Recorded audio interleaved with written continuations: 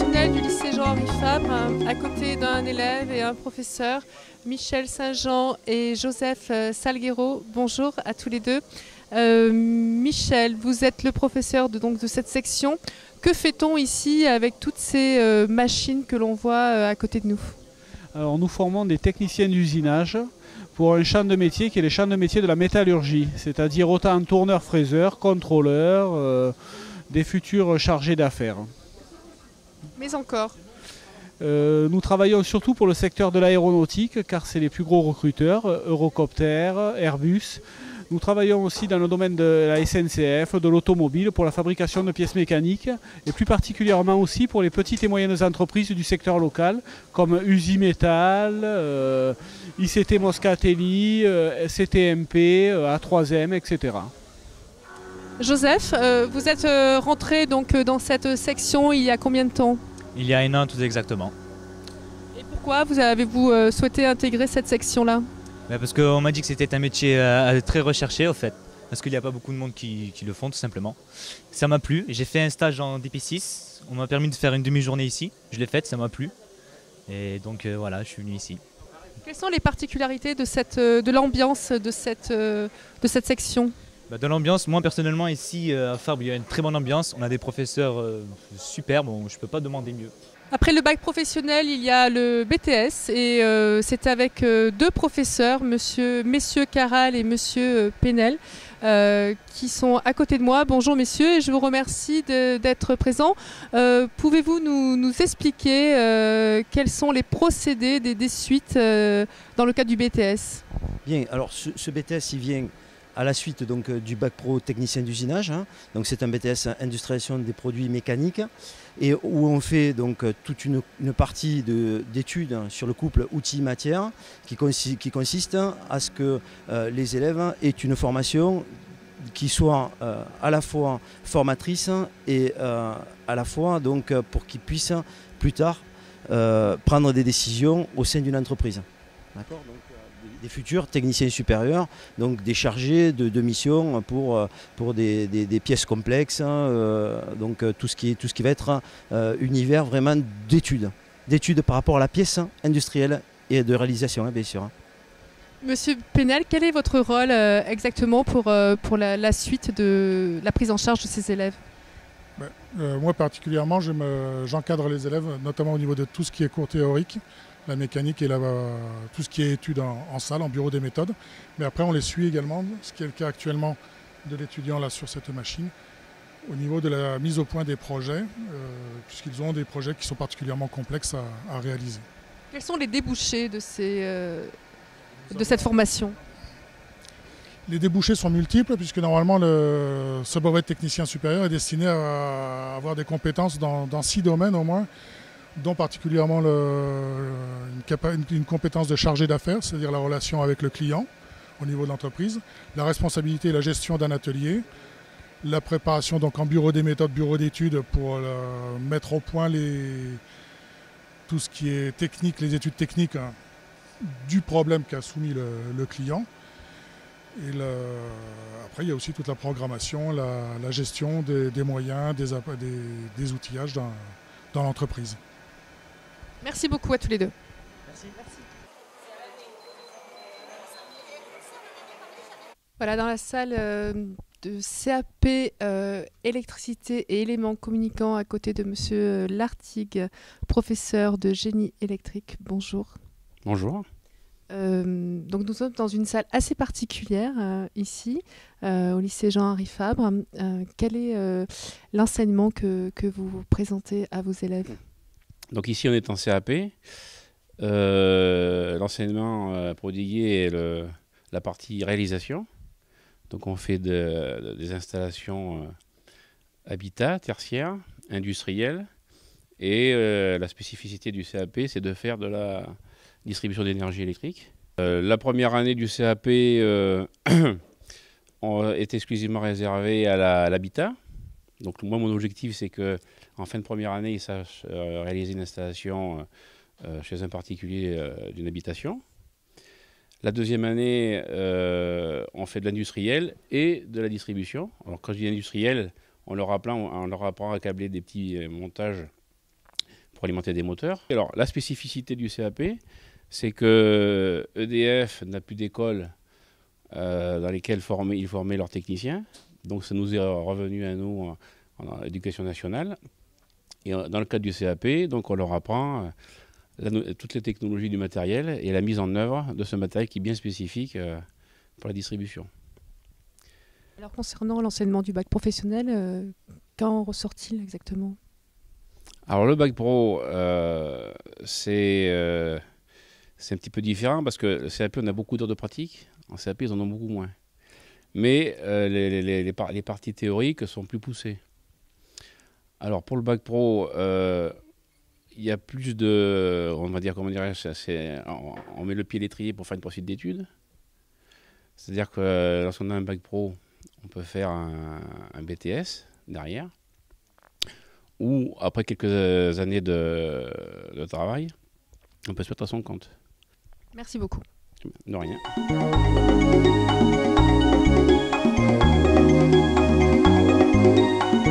Dans la salle de système d'informatique et ingénierie, à côté de Dominique Finoé, professeur. Oui. Bonjour. Bonjour.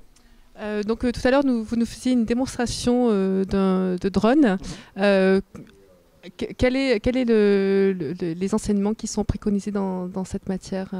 Donc dans la spécialité SIN de la filière STI2D, la spécialité, on se consacre à la chaîne d'information, c'est-à-dire qu'en fait sur des systèmes comme le drone, on va utiliser des guides de développement qui sont fournis par les fabricants comme Paro et le fabricant du drone, et on va essayer d'interfacer des choses, de communiquer avec ce drone et d'utiliser ce drone sur des projets.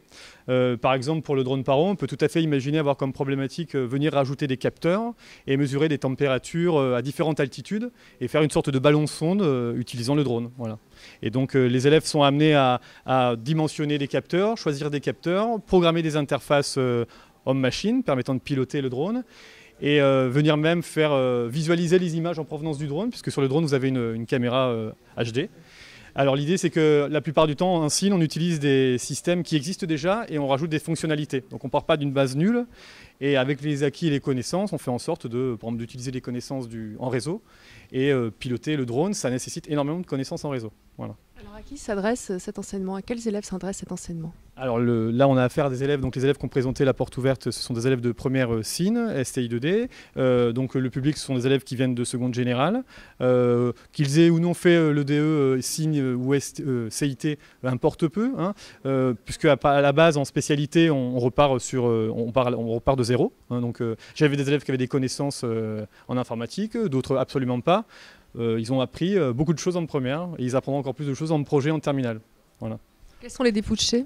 Alors les débouchés, plutôt lié à la spécialité SIN. Voilà, lié à la spécialité SIN, on peut devenir technicien réseau comme Philippe le fait très bien au lycée. On peut être ingénieur du son, on peut être prof.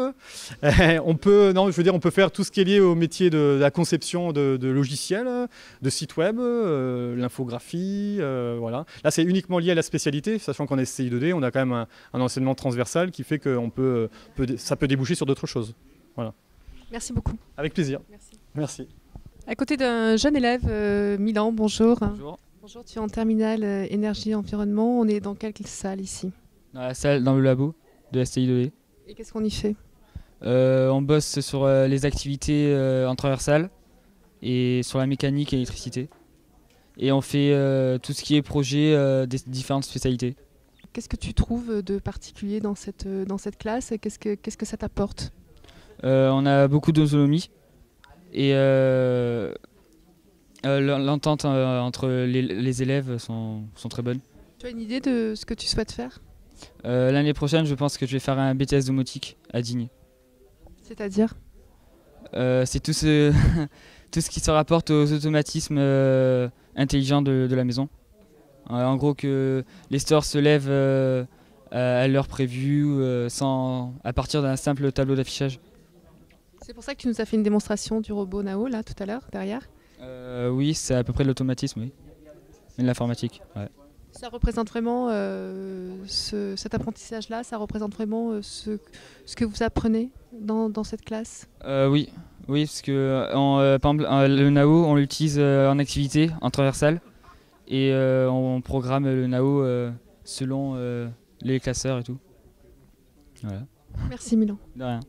Un aspect de la partie énergie-environnement. Donc énergie-environnement, cela concerne tout ce qui est économie d'énergie dans les bâtiments. Donc ça va aller de la domotique, c'est-à-dire des systèmes automatiques qui vont se mettre en route, qui vont s'arrêter, des ouvertures de volets roulants suivant le soleil ou d'autres aspects. Et ensuite aussi faire une économie au point de vue consommation d'énergie. Donc la plus grosse perte d'énergie dans un bâtiment, c'est quand on fait du chauffage. Donc pour chauffer les maisons, c'est très difficile. Et il y a des contraintes qui sont de plus en plus strictes pour essayer de consommer le moins possible. Alors, au niveau du point de chauffage, par exemple, ce qu'on appelle la RT 2012 limite énormément la consommation d'énergie dans une maison. Et il faut savoir que par exemple en 2020, quand on construira une maison, une nouvelle maison, la maison devra être à consommation zéro. C'est-à-dire qu'elle devra produire plus d'énergie que ce qu'elle en consomme. Ça suppose que l'on va devoir choisir des systèmes de chauffage compétents, enfin performants plutôt, genre pompe à chaleur. On sera obligé de mettre une pompe à chaleur dans une maison. On va devoir isoler la maison convenablement de manière à avoir la maison la plus performante possible. Et on devra aussi produire de l'énergie. Ça veut dire qu'on sera obligatoirement équipé d'un panneau pour chauffer l'eau, pour les bains, l'eau chaude, l'eau sanitaire. Il faudra probablement aussi installer des panneaux photovoltaïques pour produire de l'énergie électrique. Voilà, donc en EE, on voit un petit peu tout cet aspect-là sur l'économie que l'on peut faire par rapport aux isolations. On a une caméra thermique qui nous permet de faire sur un bilan, par exemple, pour prendre l'aspect énergie comme ça, il faut savoir que vous pouvez faire appel à des professionnels qui vont venir chez vous et qui vont vous conseiller par rapport à l'isolation de votre maison. C'est-à-dire avec une caméra thermique, ils vont pouvoir faire un bilan de votre maison et vous expliquer par exemple que dans cette maison, par exemple ici il y a un mur qui est très mal isolé. Voilà, on va le voir uniquement par le jeu des couleurs. On a une partie de comble ici où il y a très peu d'isolation. Donc là, il y a une entreprise comme ça qui peut vous conseiller des améliorations que vous allez pouvoir faire sur votre maison. Moi, je pense que dans quelques années, ça ne sera pas juste sur le volontariat. Je pense que dans quelques années, comme pour les voitures, des gens passeront chez vous, feront un bilan thermique de votre maison et ensuite vous conseilleront pour que vous fassiez des économies d'énergie. C'est d'ailleurs déjà le cas. Quand on veut louer un appartement, on est obligé de faire un bilan thermique. Voilà, donc c'est un aspect de la formation en STI 2D EE, énergie-environnement. Merci beaucoup. Voilà. Allez, on continue la visite du lycée Jean-Henri Fabre dans la technologie et c'est à côté de charmante jeune fille que je suis maintenant et plus particulièrement Amélia qui va nous présenter l'endroit où nous nous trouvons. Donc, nous sommes dans une salle de e-tech, innovation technologique et éco-conception. Donc, dans cette spécialité, on innove des objets du quotidien.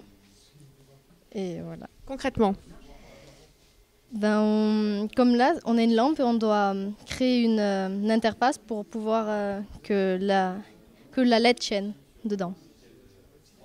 alors qu'est-ce qui vous a donné envie de venir dans cette section-là?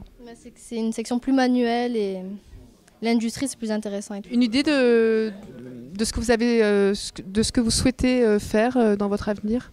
J'aimerais bien être électromécanicienne dans l'armée. Et vos collègues? Moi, je voudrais travailler dans l'architecture du patrimoine. Moi, je veux réparer les équipements pour les pompiers. Et vous? Architecte en fait. Donc, voilà. Merci.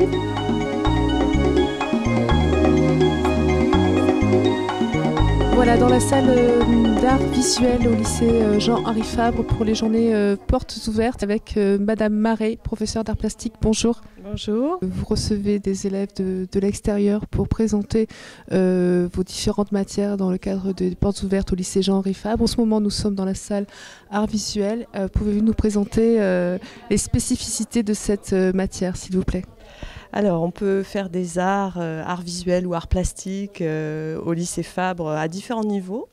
On peut déjà dans toutes les séries générales et technologiques, on peut enrichir sa formation d'une option facultative, donc qui est en plus des enseignements obligatoires, qui représente 3 heures par semaine et qu'on peut présenter au bac. C'est-à-dire, ça peut valoriser le bac, ça peut être intéressant, puis pour se faire plaisir tout simplement. Et puis on a dans ce lycée aussi un enseignement d'exploration art visuel en seconde. Un des enseignements d'exploration, c'est art visuel. Et on a aussi la série littéraire art, c'est-à-dire c'est vraiment l'enseignement de spécialité art plastique. Ça vient se greffer sur la série L, la série littéraire. Et c'est quand même coefficient 6 au bac. Hein, donc ça fait quelque chose d'assez lourd, d'assez approfondi, on va dire. Voilà. Merci beaucoup. Je vous en prie. Dans le hall où on propose différents ateliers d'exploration et c'est à côté de Madame Mélier, professeure d'italien, qui va nous expliquer et nous dévoiler ces ateliers. Bonjour Madame Mélier. Bonjour. Alors quelles sont les différentes matières que vous pouvez présenter dans le cadre de ces enseignements d'exploration ? Alors moi je suis donc professeure d'italien et donc en seconde les élèves peuvent choisir, les élèves qui n'ont pas en fait commencé l'italien au collège peuvent décider de commencer cette matière à partir de la seconde. Donc à raison de 3 heures hebdomadaires, ils peuvent découvrir la langue, la culture du pays. Et ensuite, s'ils le souhaitent, ils peuvent à partir de la première continuer l'apprentissage de l'italien. Voilà. À qui s'adressent ces élèves? Plutôt littéraires ou pas forcément? Alors, tout type d'élèves, littéraires, scientifiques. En fait, si vous voulez, l'italien peut devenir à partir de la première une spécialité pour les L, mais peut être aussi une option pour les S et les ES. Voilà, et donc pour les S et les ES, dans ce cas-là, seuls les points au-dessus de la moyenne comptent. Au stand des langues anciennes, latin et grec, à côté de Madame Rocarpin et Madame Havard. Bonjour mesdames. Madame Havard. De lettres et de langues anciennes au lycée Fabre depuis 12 ans. J'enseigne en suivant ou en prenant les élèves de Madame Rocarpin qui est au collège en langues anciennes et en français aussi. Voilà. Alors, que fait-on dans votre classe précisément? Dans ma classe, en niveau du lycée, on arrête un peu la grammaire puisqu'elle a été enseignée dans ce cas-là de pluribarbatif pendant 3 ans par mes collègues du collège. Il est important d'être en latin dans mes classes pour avoir le complément culturel et le bagage indispensable pour le français qui figure dans les manuels avec le latin, dans tous les manuels. Et il est indispensable aussi d'avoir une petite ouverture sur le grec, ne serait-ce que pour l'aspect ludique de l'écriture et l'aspect scientifique, voire philosophique, qui mène la suite des études au lycée. Est-ce que vous illustrez ces deux matières par des sorties particulières, des découvertes de l'Antiquité et du patrimoine? Nous commençons un petit peu au collège, puisque nous avons la chance d'habiter quand même dans une région qui est riche en sites. Je ne parlerai que de Vaison-la-Romaine. Nous sommes près de Arles également. Donc nous essayons de faire des sorties, effectivement. Nous avons même fait des sorties, rappelle-toi, ensemble, collège-lycée. Merci beaucoup, mesdames. Merci.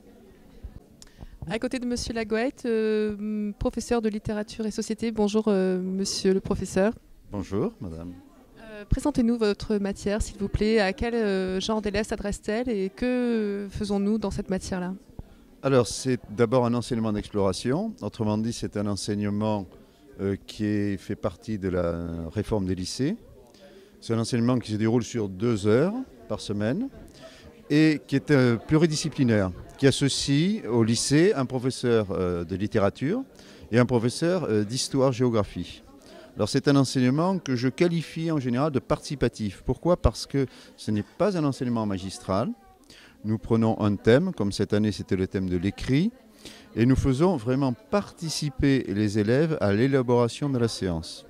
Autrement dit, par exemple, dans la partie que je travaillais, les origines de l'écriture, nous avions un travail qui consistait à rechercher sur Internet des pierres anciennes où étaient inscrits des lignes en grec ou en latin.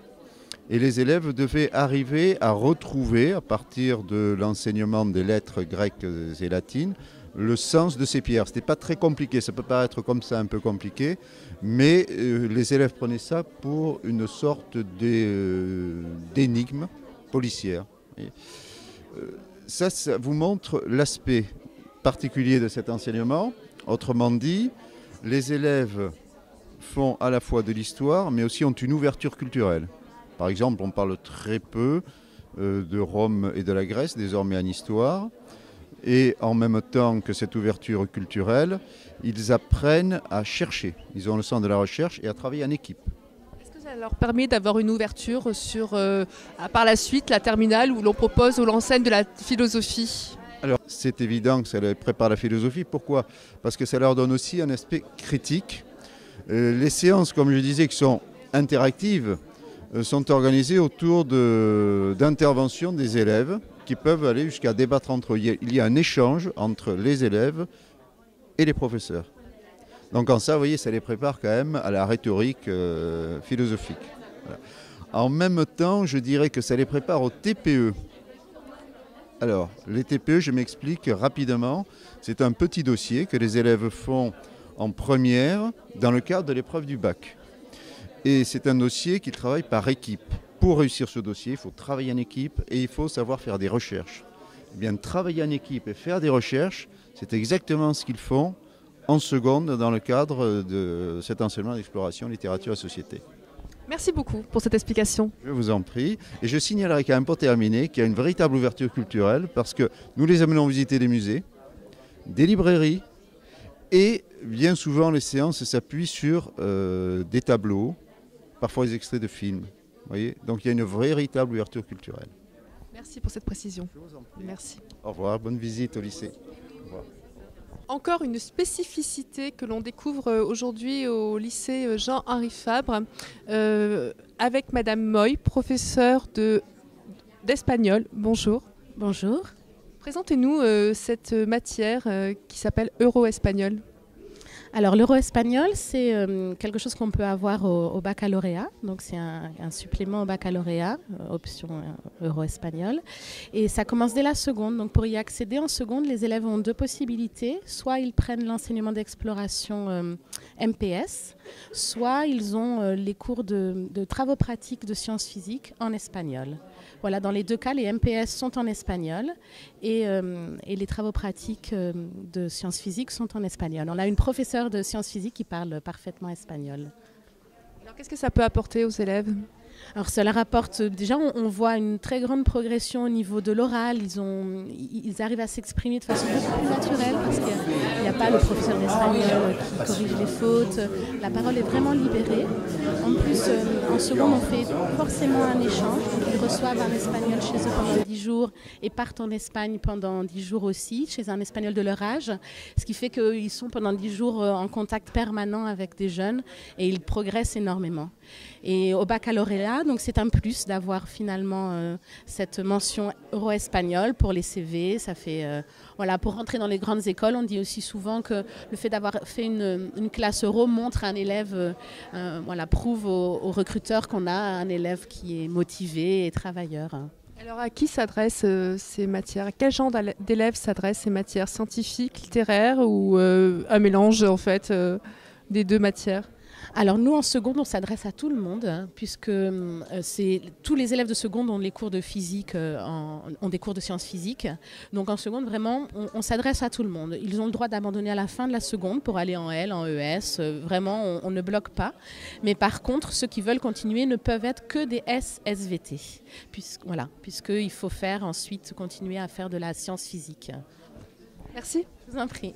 Merci. Alors au lycée Jean-Henri Fabre à Carpentras, il y a aussi du provençal dans le cadre des ateliers d'exploration et j'ai à côté de moi Monsieur Calamel, professeur de provençal. Bonjour. Bonjour, alors es vrai que podem faire des provençals dins un liceu Jean-Henri Fabre et donc est possible d'estudiar l'option facultative et la langue vivente 3, dire la classe de seconde, dire la classe de première et también dire la classe de terminale. Voilà, donc je ne sais pas si vous avez tout compris, mais c'est pas très compliqué, ça ressemble un peu au français, un peu à l'espagnol, un peu à l'italien, donc c'est possible de suivre un enseignement du provençal en seconde, en première et en terminale. L'idée c'est que les élèves préparent l'option facultative en terminale pour le baccalauréat, ça leur donne quelques points en plus. Et normalement ça leur donne une ouverture culturelle et une meilleure connaissance de leur région et de la langue de notre région. Merci. Merci à vous. Gramassi. À côté de Michael Dubourg, bonjour Monsieur Dubourg. Bonjour Madame. Bonjour, vous représentez aujourd'hui au lycée Jean-Henri Fabre dans le cadre des Portes Ouvertes l'antenne du Vaucluse Conseil régional Provence-Alpes-Côte d'Azur et pouvez-vous nous expliquer s'il vous plaît les actions que vous menez à travers ces Portes Ouvertes? Alors aujourd'hui, donc, je suis venu aux Journées Portes Ouvertes donc, du lycée Henri Fabre pour promouvoir les dispositifs d'aide que la région a mis en place en direction des lycéens. Alors vous avez des aides diverses et variées, des aides à la culture, des aides au BAFA, des aides à la santé. Vous avez des aides au transport aussi qui permettent pour 15 € l'année, je parle du ZOO études, la gratuité sur les déplacements domicile-études, études-domicile, mais aussi 50% sur tous les autres trajets en région PACA. Vous avez des dispositifs de sensibilisation qui sont des dispositifs comme Trop Puissant qui sensibilisent en fait les élèves au danger du son sur l'appareil auditif. C'est des dispositifs en fait que les établissements s'approprient pour en faire bénéficier les lycéens. Vous avez alors des aides aussi, des actions éducatives par l'intermédiaire de ce qu'on appelle les conventions de vie lycéenne et apprentis, les CVLA.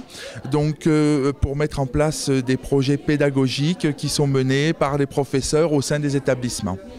Merci beaucoup, Michael Dubourg. C'est moi qui vous remercie. Merci.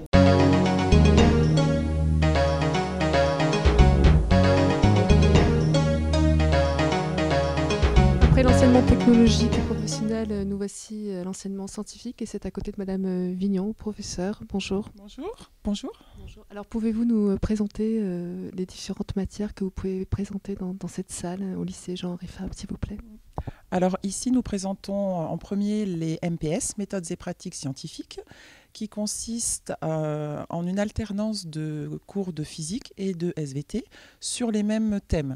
3 thèmes dans les MPS, thème investigation policière, où on joue aux experts scientifiques un petit peu comme dans les films, mais là, on explique clairement aux élèves ce qu'ils découvrent dans les films, les empreintes génétiques, les empreintes digitales, le sang, le vrai sang, le faux sang, comment est-ce qu'on différencie tout ça en physique et en SVT.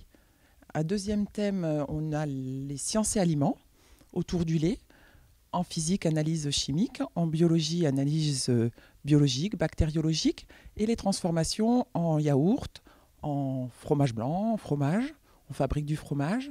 Les transformations en fromage un peu plus complexes comme le camembert, le roquefort, avec les champignons qui se développent dessus. Des petites dégustations, évidemment. Pas de fromage sans pain. On étudie aussi la fabrication du pain, pourquoi il y a des bulles dans le pain, pourquoi ça lève, pourquoi ça gonfle. Et une dernière partie de cosmétologie, où en physique, ils vont fabriquer des savons, des crèmes hydratantes, des dissolvants.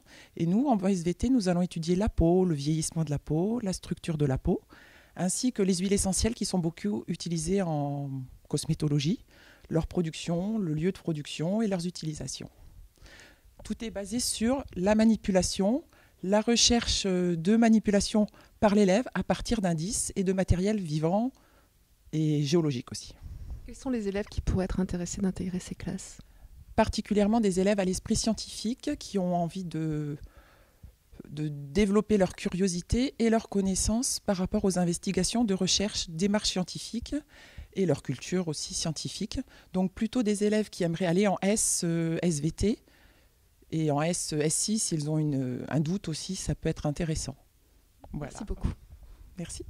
Côté sciences et laboratoires, à côté du professeur Madame Muratori, bonjour. Bonjour. Alors en sciences et laboratoires, on va essentiellement faire de la physique-chimie et notamment beaucoup de manipulations en chimie.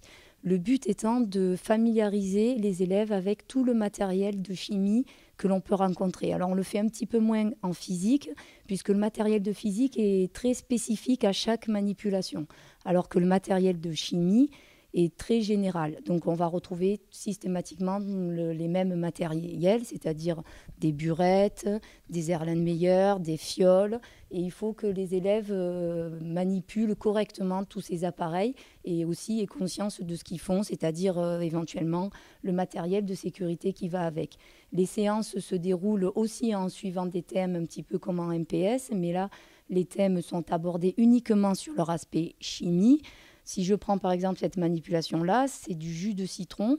Et la question que je vais poser aux élèves en début de séance, c'est est-ce que le jus de citron est un petit peu acide, fortement acide, Après, il y a deux façons de procéder. Soit c'est les élèves qui doivent me présenter des manipulations qui pourront répondre à cette question-là, soit c'est moi qui vais présenter un tas de manipulations, voire même des manipulations pièges, et c'est les élèves qui devront répondre à la question et la conclusion en justifiant à chaque fois leurs résultats. Eh bien, c'était parfait. Merci beaucoup. Madame Vignon, on vous retrouve au laboratoire, dans un laboratoire du lycée Jean-Henri Fabre pour une présentation de la classe scientifique. Quelles sont les matières que l'on peut présenter et apprendre dans cette section? Alors en première S, SVT, donc, il y a 3 matières dominantes, SVT, mais aussi beaucoup de physique et de mathématiques, où les élèves donc, doivent avoir un goût scientifique. S'ils ont suivi les enseignements d'exploration, sciences et laboratoires et MPS, ils peuvent avoir découvert dans ces enseignements le goût pour les sciences et donc se diriger préférentiellement vers les SSVT. Dans cette filière SSVT, ensuite à la première, ils peuvent ensuite choisir des spécialisations de mathématiques ou de physique ou de SVT, qui ensuite leur donnent un bagage intéressant pour la poursuite d'études dans les domaines scientifiques, que ce soit médical ou de recherche, par exemple, pharmacologique, et tous les domaines scientifiques possibles, mais pas que scientifiques. Alors, il y a aussi des élèves de première S qui continuent en école de commerce. Franchement, après une terminale S, presque toutes les portes sont ouvertes, sauf l'ingénierie, auquel cas il faut qu'ils choisissent SSI. À côté d'une jeune fille, Clémentine, qui va nous parler de ES. Bonjour Clémentine. Bonjour. Alors que pourriez-vous dire à vos collègues qui pourraient avoir envie de venir dans cette matière mais qui hésitent? Je pourrais dire que le bac ES, c'est un bac qui est très général, qui ouvre plein de portes pour notre avenir, pour les métiers futurs. C'est le seul bac où on a des enseignements d'économie et de sociologie. C'est un bac qui est très général parce qu'on fait autant d'histoire géo que de maths, que d'éco et que de sociaux. Donc c'est vraiment une ouverture. On travaille beaucoup avec l'actualité, la presse, tout ça. Donc c'est vraiment un bac très intéressant. Quels sont les métiers que l'on pourrait imaginer en sortant de ce bac? Alors après un bac ES, on peut faire autant du droit que des études d'institut politique, que de la gestion, de l'éco, de la compta. C'est très très large. Quelle est la moralité dans la classe de ce bac? En fait, on n'est qu'une classe, donc on s'entend tous bien. Puis on a fait un voyage ensemble, on est parti à Marseille, donc on se connaît bien, on s'aide. Enfin, c'est vraiment une classe agréable. Merci. Merci à vous.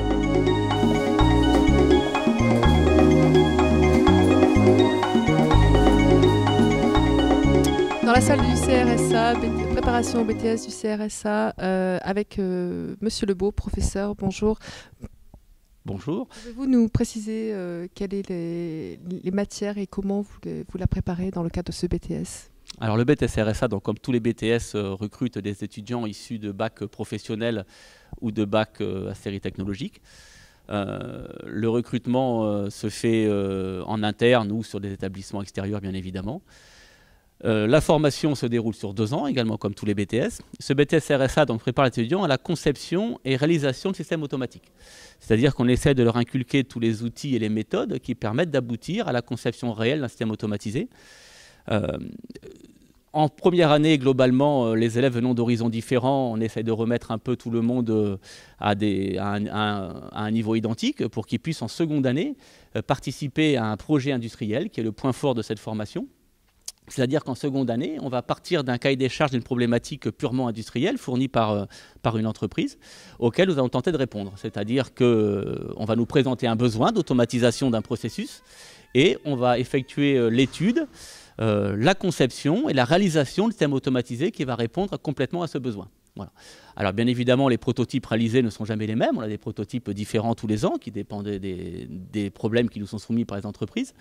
Un des problèmes qui nous a été soumis, on en voit une partie qui est juste sur ma gauche ici, ça a été un problème soumis par l'entreprise qui est sur Annecy pour qui on travaille aujourd'hui, qui nous a soumis la problématique de plier en fait des barreaux de cuivre pour mettre dans des armoires électriques haute intensité, des barreaux de cuivre qui peuvent passer jusqu'à 5000 ampères, donc une section assez importante.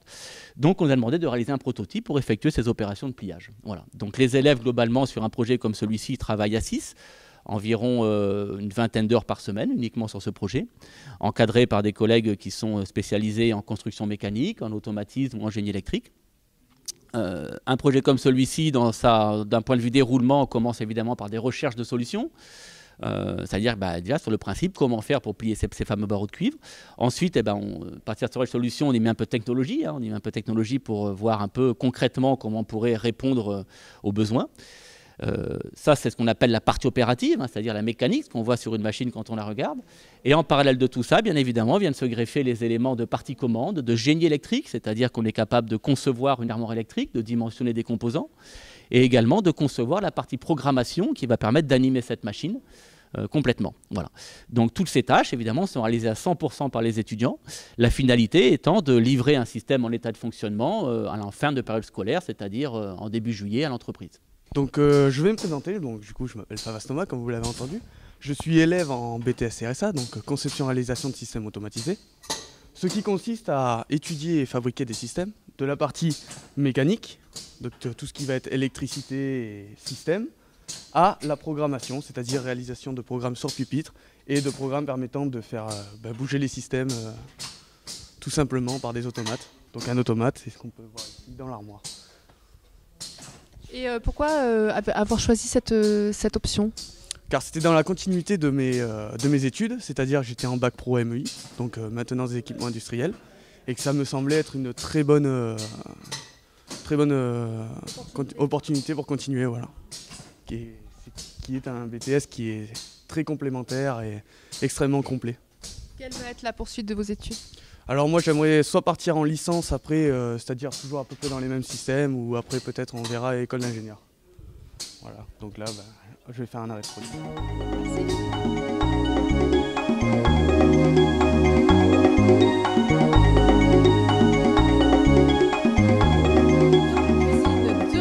Du restaurant scolaire, entouré du cuisinier, de son assistant et de toutes les personnes qui l'accompagnent, qui accompagnent les élèves dans leur quotidien et dans leur convivialité, dans leur art de vivre. Alors que mange-t-on ici au lycée Jean-Henri Fabre, monsieur le chef cuisinier? Ici, nous mangeons de tout. Nous produisons pratiquement tout ce qui se fait dans la cuisine, sauf les pâtisseries. C'est la seule chose que nous ne faisons pas. Nous essayons de travailler avec des producteurs locaux, produits frais, et puis l'imagination de tout le cuisinier. Alors, menu type d'une semaine sur le lycée? Il n'y a pas de menu type. C'est toujours au feeling. Le matin, déjà les entrées, nous fonctionnons en salade bar, c'est-à-dire entrée à volonté pour tous les élèves. Et nous ne savons jamais ce que nous allons faire. À l'inspiration du chef et de son équipe? Tout à fait, c'est ça. Est-ce que vous avez un retour des élèves? Oui. Où vous fournissez-vous? Ou des agriculteurs locaux, ou au marché gare à Carpentras, et puis après ça peut être en surgelé, en frais, ça dépend de la marchandise. Donc quand même vous favorisez la production locale? On essaye. Après on a un budget à respecter, mais on essaie de faire local. Merci. De rien. Merci à tous. Merci. On clôture les portes ouvertes du lycée Jean-Henri Fabre à Carpentras avec un témoignage d'élèves. Bonjour à tous et merci d'être à mes côtés. Excusez-moi les garçons, je vais commencer par les demoiselles. La galanterie d'abord. Alors comment on se sent ici au lycée Jean-Henri Fabre à Carpentras lorsqu'on fait ses études? Alors écoutez, on est arrivés en seconde, déjà toutes les deux, donc ça fait 3 ans qu'on est ici. C'est notre dernière année et honnêtement, ça nous déçoit un peu parce qu'on adore vraiment ce lycée, quoi. On a de très bons liens avec les enseignants. Et sinon... Et en plus, tout ce qui est la vie lycéenne, il y a des bonnes organisations avec le CVL. Ils organisent le bal du lycée, le carnaval, et puis des journées... comme ça, c'est vraiment très convivial, le cadre et tout, c'est vraiment des années qu'on va pas oublier et je pense qu'on va regretter le lycée, quoi. Voilà. Et vous, messieurs, vous partagez ces avis? Oui, comme l'a dit précédemment ma camarade, le CVL fait un travail extraordinaire pour la mise en place d'événements comme des concerts par exemple pour le bal du lycée. Et franchement, ça me ferait un petit pincement au cœur de partir de ce lycée, quoi. Vous êtes en quelle section? On est en scientifique, en terminale. Donc c'est vrai, comme il a dit, puis on a un très beau cadre de vie ici. On a beaucoup d'espaces verts, d'herbes pour s'allonger. Enfin, entre midi et deux, on a vraiment bien. On peut aller travailler au CDI ou alors rester tranquillement dans l'herbe pendant quand il fait bon l'été. Donc c'est vrai qu'on est bien. Je pense qu'on va tous regretter de quitter le lycée. Et on finit par toi? Tout simplement, je vais répéter ce qu'ils ont dit. Le lycée est très agréable. Il y a plusieurs animations qui font bouger un peu le quotidien, à peu près une animation par mois. Je pense que c'est un lycée qui est agréable, on peut y travailler, les profs sont très bien. Et voilà, on a eu un bon enseignement pendant 3 ans et on peut que réussir aux études supérieures grâce à Fabre, quoi. Voilà. Donc vous invitez les prochains étudiants à venir au lycée. Exactement. Ils apprécieront le cadre. Voilà. Merci. Merci.